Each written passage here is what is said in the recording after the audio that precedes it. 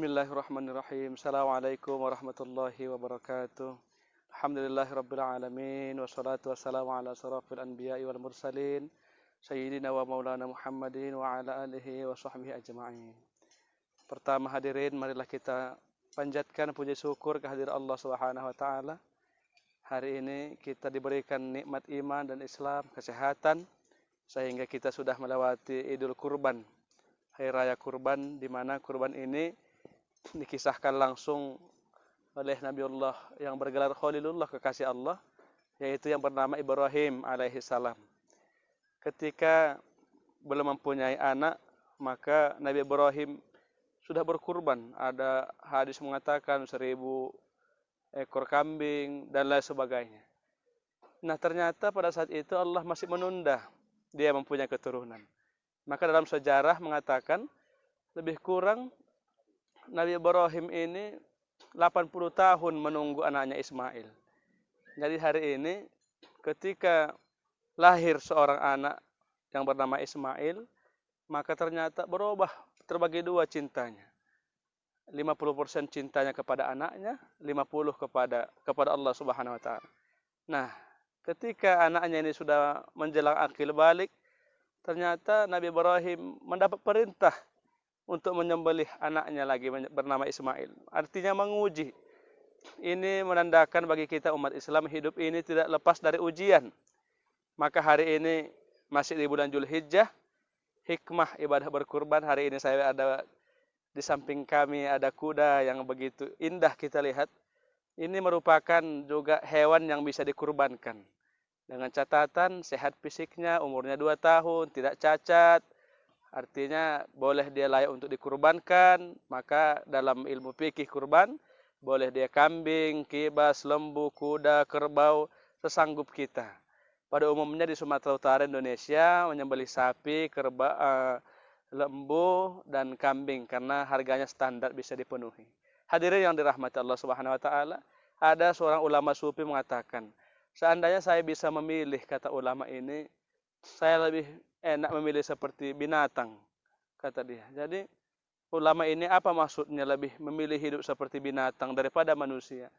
Ternyata hari ini banyak manusia tingkahnya lebih bejat daripada binatang. Kalau binatang lihat kuda ini selesai, dia makan, dia kawin, dia mati, nggak ada hisab hari kiamat. Selesai hidupnya.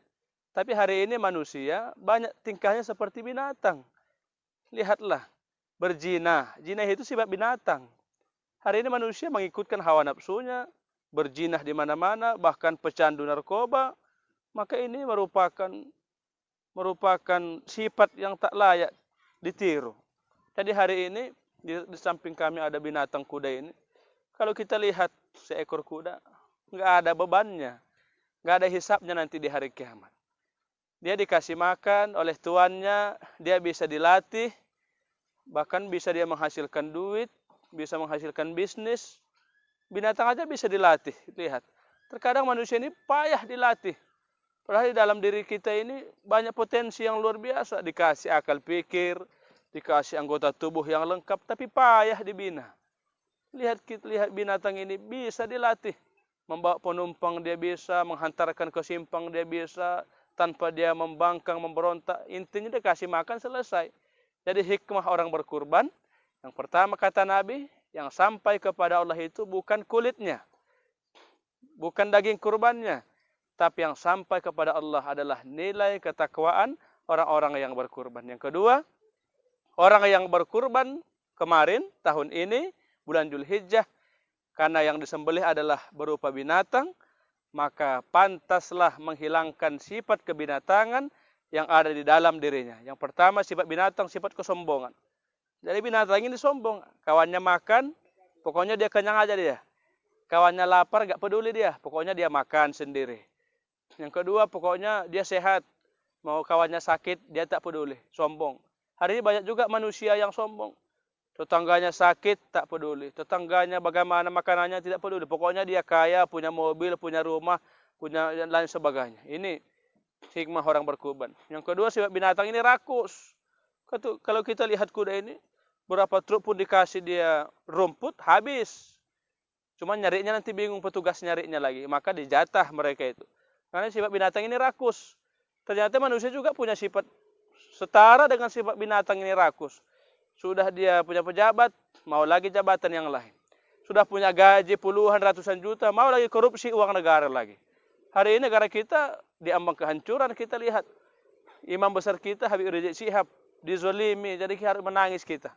Inilah negara ini banyak pemimpin-pemimpin yang rakus, pemimpin yang tipis imannya, pemimpin yang gelar Islam tapi tak nyata keislamannya.